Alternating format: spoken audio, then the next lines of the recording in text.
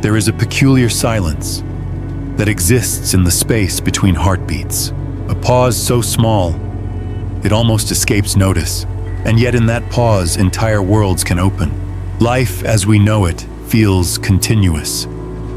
A string of moments we mistake for an unbroken thread. But perhaps it is not a thread at all, but a dream stitched together by memory, held in place by the illusion of time. And in that dream, we call one thing the beginning and another the end. Even though neither truly exists, what we call death has been painted as the final punctuation mark in the sentence of our lives. It has been cloaked in grief, feared as the ultimate loss, or shunned as the shadow in the corner of the room we dare not look at directly. But what if this shadow is not an ending at all? What if it is the Great Unveiling? The idea that death is the moment we truly wake up is not simply poetic, it is unsettling, liberating, and deeply practical in its implications. To entertain such a possibility is to admit that everything we cling to as real might be a veil, that every joy, every wound, every face we have ever loved might be a character in a far grander story than we imagined. It is to suggest that our truest life has been waiting just beyond the horizon we call mortality, and that the act of dying is less a disappearance than it is a homecoming. Throughout history, cultures have woven myths, rituals, and doctrines to explain this threshold. Ancient Egyptian texts spoke of navigating the duat, the mysterious realm beyond life, where the soul is weighed against the feather of truth. Eastern philosophies speak of samsara, the endless cycle of birth and death, where the soul moves like a traveler changing garments. And yet, beneath all these varied depictions, a whisper persists. Death is not the enemy. Death is the key that unlocks the hidden door. Consider the possibility that everything we see here, the streets we walk, the hands we hold, the problems that keep us awake at night are akin to a lucid dream. In such a dream, you believe in the rules until you realize they can be bent or broken. In the same way, life may be a theater of learning, a carefully constructed environment in which we are actors, forgetting for a time that we are also the playwrights. Death, then, would be the instant the curtain falls and the stage lights dim, not to signal the end, but to allow us to step off the stage and into the light of the true auditorium. This notion is not meant to strip away the gravity of loss. The grief of parting from someone we love is real in its impact, as real as the ache of a phantom limb. But grief itself may be the language through which the dream speaks to us, reminding us of the depth of connection that cannot truly be severed. The more we begin to understand that death is not destruction, but transition, the more we can approach our days with a strange kind of freedom. When you realize that the worst the world can do is wake you up, something in you begins to live differently. You might ask, if this is all a dream, why does it feel so real? The answer may lie in the very architecture of this reality. Dreams are convincing because they engage all the senses, because they anchor you with emotion. And perhaps the dream of life is no different, crafted with exquisite precision, to teach, to challenge, to awaken a deeper knowing. The rules here: gravity, time, pain, joy are the threads that keep us inside the weave until the pattern is complete. And when it is complete, when our part is played, death arrives not as a thief, but as a guide. Imagine for a moment, the instant after your last breath, the mind you have used every day to navigate this life quiets, and something older, wiser, vaster begins to stir. It is not the dimming of awareness, but the lifting of a great weight you did not know you carried. The light, whether literal or metaphorical, spills in, not from somewhere else, but from within you, revealing that you were always more than this body, more than this singular life. The faces you feared you had lost appear again, not as they were in the dream, but as the infinite beings they always were. You remember, this is not fantasy for the sake of comfort. It is an idea that, if even partly true, transforms how we hold this life. To see death as waking is to live more awake now, to loosen the grip on the petty dramas and to pay attention to the deeper movements beneath the surface of events. It invites us to live as though each moment is a preparation, not for an end, but for a beginning so profound we can scarcely imagine it from here. In that sense, life becomes less about clinging and more about seeing. You begin to notice the way light falls through a window, the way a stranger's smile catches you off guard, the way silence seems to hum with presence. You recognize that what you call you is both the character in the story and the dreamer holding the book. Death then is not closing the book, it is turning the page to discover the story was only the prologue. And so, we begin this exploration, not to argue for a belief, but to open a door in the mind and the heart. Whether you see death as a mystery, a release, or an awakening, there is value in asking what it means to be alive in the shadow of that moment. For if death is the waking, then life itself is the dream. And dreams, as we know, have a way of leaving us changed when we open our eyes. To speak of death as the moment of awakening is to step into a language older than words, a language written in patterns, symbols, and rhythms that echo through every culture and every age. At the heart of this vision is a single, unshakable premise that what we experience as physical reality is only one layer of a much greater whole, and that the act we call dying is not a collapse into nothingness, but a passage into the more expansive dimensions of being from which we originally came. One of the core themes in understanding this lies in the recognition of the illusion of separation. In life, we are trained to see ourselves as distinct units, boundaries defined by skin, identities crafted from names and memories, stories told to us and by us. This sense of separateness is both the blessing and the trap of incarnation.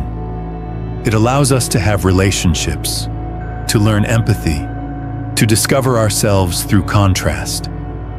But it also blinds us to the truth that the very substance of our being is shared. The illusion is necessary for the drama of life to unfold, just as the mask is necessary for the actor to inhabit the role. But death, in this view, is the moment the mask is lifted, revealing not just who we were in the play, but the shared source of all the characters. Another essential pillar is the nature of time. Our days march forward in what feels like a straight-line birth, childhood, adulthood, old age ending in death. But this linearity may be an artifact of the human mind, a convenience for navigating the dream. Beyond this veil, time may not be a river flowing in one direction, but an ocean in which all moments exist at once. From such a perspective, the life you are living now could be a single ripple in a much larger current, and death is the instant your awareness is freed from that one ripple to experience the ocean in its entirety. This does not negate the importance of the ripple it shapes and is shaped by the whole, but it reframes it as one chapter in a vast, simultaneous library of existence. There is also the theme of remembering. Life as it is lived here can be seen as a kind of holy forgetting. We enter this realm stripped of the memory of where we came from, armed only with the curiosity to find meaning in the unknown. The forgetting is not cruelty. It is the very mechanism that allows us to discover, to choose, to love freely, without the weight of infinite knowledge pressing on our every move. But when the moment of death arrives, the veil lifts. What was forgotten is returned not as a flood that drowns, but as a gentle homecoming to a self so much larger than the one we thought we were. In this way, death is not just an awakening, it is the restoration of memory.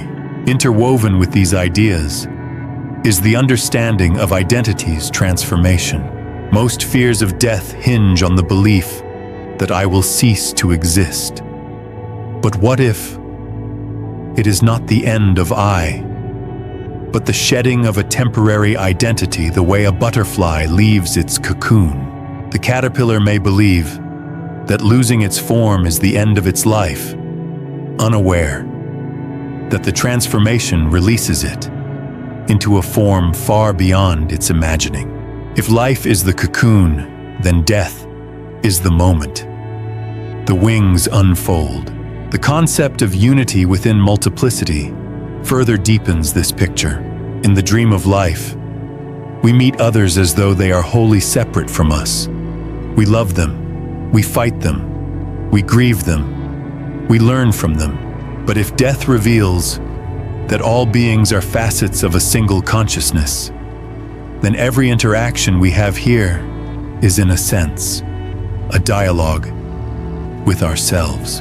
This understanding does not diminish the beauty of human relationships, it magnifies it. For to see another is to encounter another angle of the same eternal jewel, and to love another is to love an aspect of the self that the dream had hidden from view. Lastly, there is the theme of fear as a gatekeeper.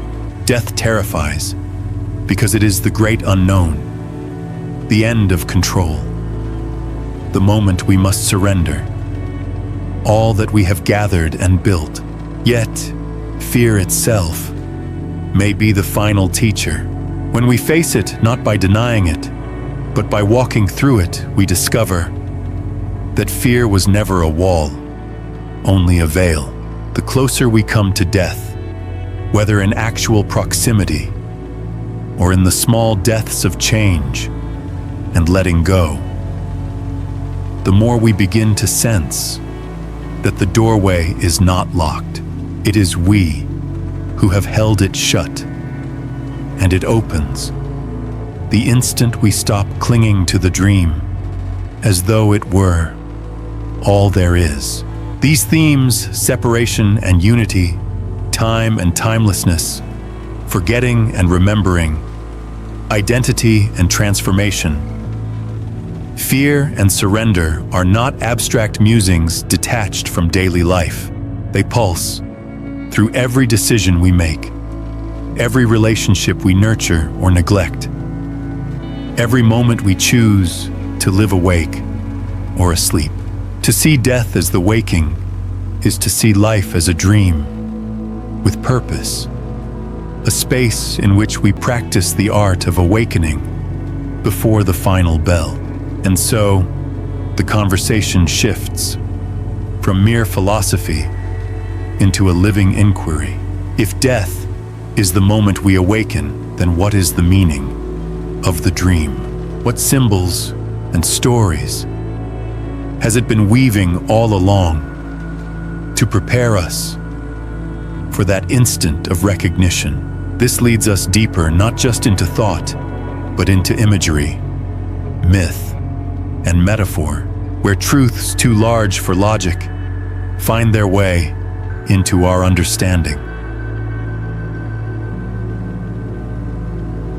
If death is not an ending, but a waking, then perhaps life itself is a tapestry woven with symbols, its threads pulled from a loom that stands far beyond the reach of our physical senses.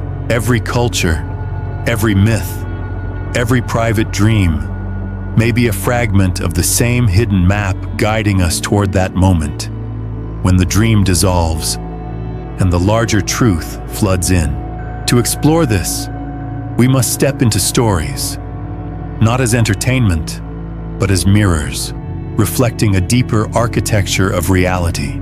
Consider the image of the traveler crossing a great bridge in the mist. On one side, the world he has always known, familiar faces, familiar ground beneath his feet. On the other side, shapes that cannot yet be seen, only felt. He walks with a lantern, its small flame, illuminating only the next few steps. This is life. We carry a fragile light of awareness always surrounded by mystery. The mist is time. It obscures what lies ahead and what lies behind. And death is when the mist parts. The traveler discovers that the bridge he thought led to another shore was in truth a loop bringing him back to a home he had never truly left. The moment he steps off, he remembers. The path was only a teaching ground, a circle, designed to prepare his heart for the fullness of the light. Or take the parable of the sleeper in the mirrored room. A man lies in a chamber, lined with countless mirrors. Each reflects a different version of himself: child, elder, warrior, scholar, stranger. He does not know. He is dreaming. He spends his time polishing one mirror, perfecting one image, not realizing that all the reflections are him. In the instant of death, the mirrors vanish. There is no more division. He is no longer chasing fragments of identity. He is standing in the wholeness of who he has always been. Life, then, was the room of mirrors, teaching him to see himself in every face before the glass dissolved. There is also the ancient myth of the weaver and the golden thread, whispered in different forms across civilizations. The weaver sits in a timeless space, crafting endless fabrics of existence. Each of us, before we are born, is given a golden thread to carry into the dream of life. This thread is the essence of our being, the part untouched by the tides of circumstance. In the dream, we forget we hold it. We get lost in the patterns, mistaking them for reality. Death comes as the moment the weaver appears again, smiling, and asks for the thread back. It is not a taking. It is the completion of a cycle. The thread is woven into the eternal cloth, and we see that every choice we made in life left a shimmer in its design. Another symbol returns, again and again. The door. That is not a door. In certain visions, death appears, not as a gate, but as the realization that there was never a barrier at all. Imagine walking through your life, thinking you are inside a sealed garden. Every wall feels solid, every rule unbreakable. But in the moment of death, you place your hand on the wall and it vanishes. You realize you could have stepped beyond it at any moment. The garden was never a prison. It was a sanctuary in which to grow until you were ready to step into the infinite fields beyond. This symbol carries with it an unsettling implication. The freedom we seek in death may have always been available in life, had we dared to awaken sooner. Perhaps the most profound of these symbolic stories is the return to the great ocean. In this image, each of us is a wave distinct for a time, cresting, falling, reflecting the sunlight. We move across the surface of existence, believing we are separate, measuring our worth by height or by speed. Death is the moment the wave returns to the ocean. The form dissolves, but nothing is lost. The water was never separate from the sea. This metaphor offers a soft comfort. To fear the end is to forget that we have always been the ocean, wearing the shape of a wave. These narratives are not literal maps of what awaits us. They are lanterns, lighting the space between what we know and what we sense. They allow us to to approach the mystery with reverence rather than dread, showing us that the moment of waking has been foreshadowed all along in the stories we tell and the symbols we dream. They whisper that life's greatest purpose may not be to avoid death, but to understand it so deeply that when it comes, we step through it like a doorway into our own true nature.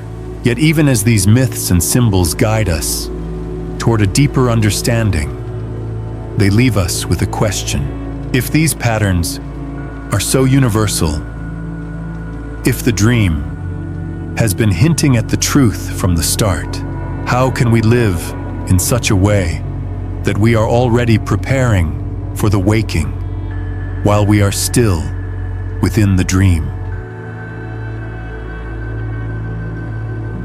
If we take seriously the idea that death is not an ending, but a waking, then life itself becomes something far more than a series of obligations, accomplishments, and passing pleasures.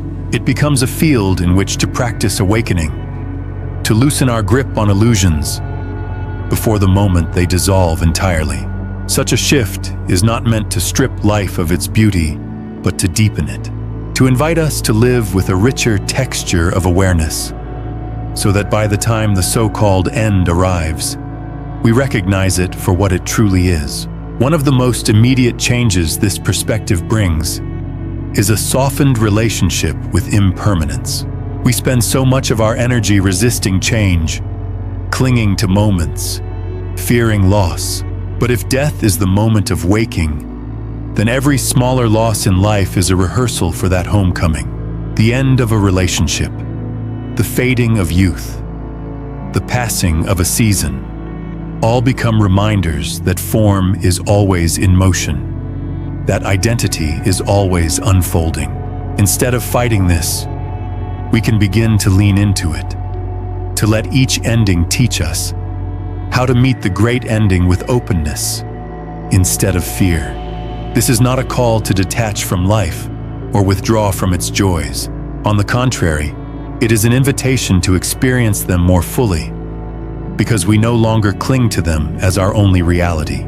A sunset becomes more vivid when we know it will not last, not because it is slipping away from us, but because it is returning to the greater light from which it came. The laughter of a friend, the taste of a meal, the sound of rain on the roof, each moment becomes a small awakening in itself, a hint of the richness that lies beyond the veil.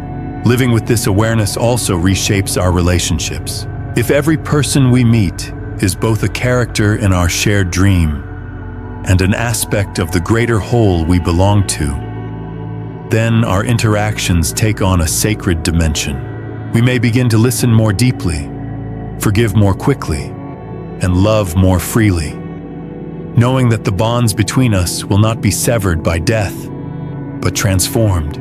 Even those we lose in the physical sense are not gone. They have simply stepped into the waking before us. This recognition can turn grief from a weight into a bridge, connecting our hearts to theirs across the thin membrane of worlds.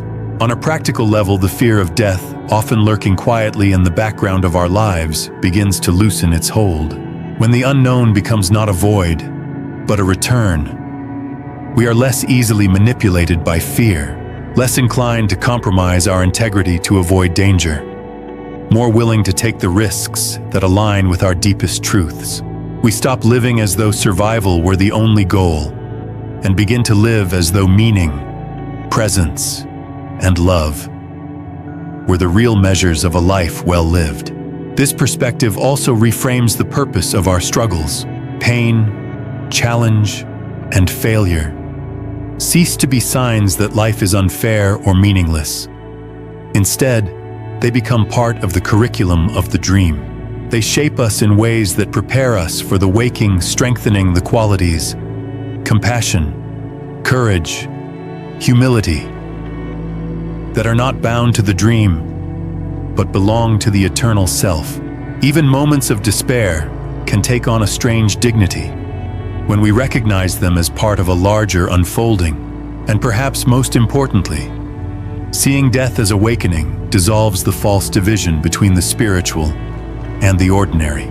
The act of making tea, tending a garden, or speaking kindly to a stranger can carry the same weight as prayer or meditation when we understand that all of it is part of the same preparation. Every breath, every thought, every choice becomes an opportunity to remember in small flashes that we are more than the roles we play here. This way of living is not about denying the dream, it is about inhabiting it fully, while keeping one corner of our awareness tuned to the greater reality it reflects. It is the art of walking in two worlds, one foot in the fleeting, one in the eternal, so that when the moment comes to step fully into the waking, there is no jolt, no resistance, only the gentle recognition. Ah, yes, I have been here before.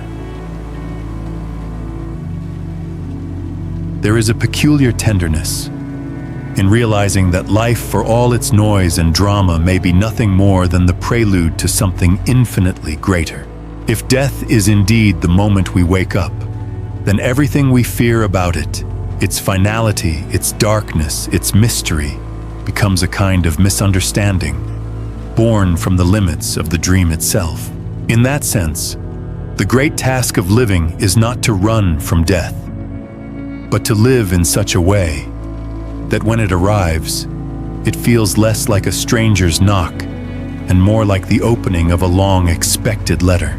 Throughout our time here, we cling to forms, identities, and stories not because they are bad or meaningless, but because they feel solid in a world that can be so uncertain. And yet, the paradox is that the more we cling, the more brittle life becomes. The more we loosen our grip, the more spacious and luminous the dream grows. We discover that the people we love most are not possessions to be kept, but currents we swim alongside for a time. That our accomplishments are not monuments to be defended, but echoes in the great conversation of existence. That our pain is not a mark of failure, but a thread connecting us to every other soul who has walked the same path. If we could remember even for a moment each day that all of this is the dream before the waking, how differently would we live? Would we speak more gently? Would we forgive the small grievances that erode our joy? Would we step into the risks our fear has kept us from taking? The answer, I think, is yes. Not because we would suddenly stop caring about the details of life, but because we would care about them in a truer way, from a place of clarity rather than attachment. This awareness does not make us immune to grief, nor does it dull the sting of parting. We will still ache when we say goodbye to those we love. We will still feel the weight of endings, but under that ache runs a quiet river of knowing that nothing real is lost, that we will meet again in forms we cannot yet imagine, that the story between us is not finished, but simply shifting chapters. And so, the call is simple, though not always easy. Live as though you are already half awake. Let each morning be a small rehearsal for the great awakening. When you open your eyes, remember one day you will open them in a way that cannot be reversed, into a light that will not dim. Let this knowledge make you braver, kinder, slower to judge, quicker to love. Let it teach you to see the sacred in the mundane, the steam rising from your cup, the wind moving through the trees, the way a stranger's eyes catch the sun. Because in the end, the dream is not meant to be despised or escaped. It is meant to be experienced fully, so that when the moment of waking comes, you carry with you the richness of having lived it well. You step through the final veil, not with regret, but with gratitude, ready to remember who you have always been. And perhaps, just perhaps, when that moment comes, it will feel like this, a breath you did not know you were holding, finally released. A familiar voice, calling your name from just beyond sight. The overwhelming sense that you are not going somewhere new, but returning to where you have always belonged. The waking is not the end. It is the beginning. You have been moving toward all along.